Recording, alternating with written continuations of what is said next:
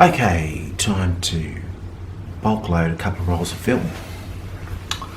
So what you need is empty film canister.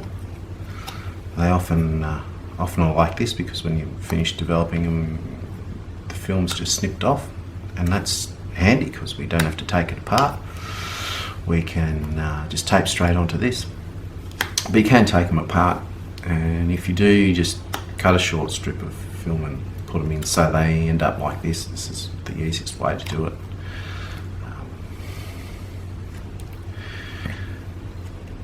It's a lot more stooging around to try and open these up and put them together. They can buy film canisters that open with a screw-on end cap.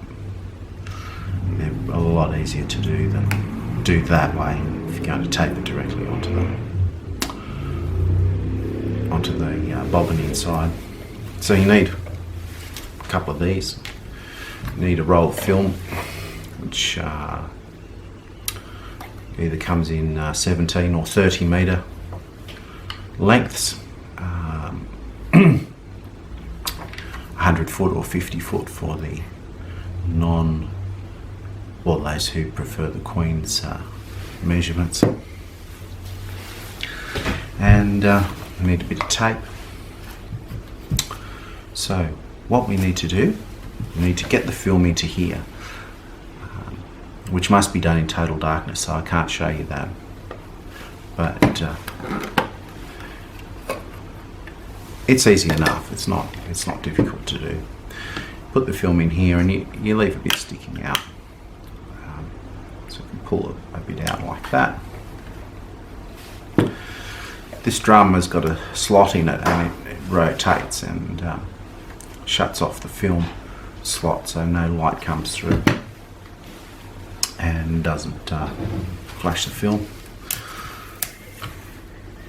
So what we do, I'll shift this out the road for a moment. This is the easiest way I've found to put tape on these things. If you straighten that little bit of film out that's protruding out from there, so it's not too curly, and then pull the tape out on the reel like this. You can stick it onto there pretty easily while it's being held like that, and then just tear it off. Take that out of the road. Bring this around here, turn it around this way, and then carefully with the finger behind it, line it up with that film. Put your thumb on top once it tacks, very nice. And then we just fold these ends over like so.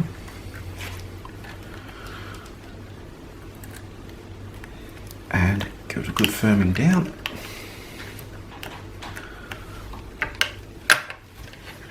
And just pull it out a little bit, pop it into the loading bay. Engage the handle. And I just wind it on a little bit so the tape enters into the canister, so you make sure it hasn't jammed or done anything silly. Put the lid on like this, just snaps on there. Now that loading bay is light tight, the film won't get flashed when it's being wound on. And set the dial here to 0. See the dial, the numbers are quite tricky to read, so I've put a bit of a black mark on there just to make it quicker. Close this interlock here, that prevents you from opening that door whilst the drum is rotated here. That opens the slot that the film goes through, and allows it to wind freely onto the cassette. So then we just rotate this, count the clicks. 22, 23, 24. Could stop there as for a 24 exposure. 36. One for luck. 37. It actually says 36 on the dial. Okay. Now that that's been done, we rotate the light baffle back, closed, open the interlock, which locks this. We can't turn it, and thus expose the film. Take this lid off, pull the handle out, pull that out, and just tilt it over, and we can cut it off from the rest of the roll. There we go. Roll the film. I'll just put this back on just to keep it super light tight. While we cut the leader is to allow it to start to wind onto the drive reel in the camera. So we just pull this out a bit. I usually cut it just a little less than half, just a touch less than half, and I try to do it all in the one smooth movement going around the corner here. It's a little bit tricky, but you don't want to get any notchiness around there because it'll cause a weak point and possibly tear. I mean, I've never had one tear, but yeah, it's just a nice big curved radius there. And then I put a little bit of a chamfer on here, a bit of a chamfer on there, and a bit of a chamfer on there, just so there's no sharp corners to get caught on anything. And there it is, 136 exposure, fomapan, black and white. One thing left to do. Let's put a label on it so we know what it is. And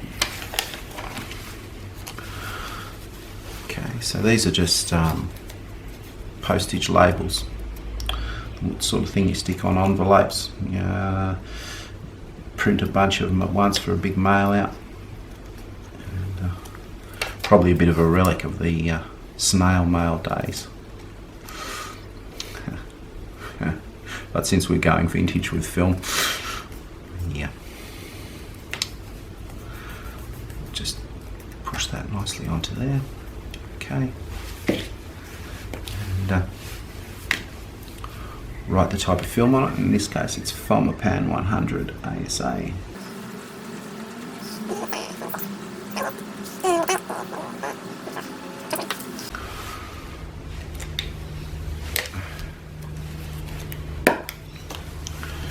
Pop it into one of these. Spigot side up. Strangely enough, they won't fit the other way because this recess here is made for it. It's only just big enough for it to go in. If you put it the other way, the recess, the film sits higher because the spigot lifts it up and you can't close it. Then these can go in the fridge. Keep for a decade or so, no problem. Probably longer than an SD card.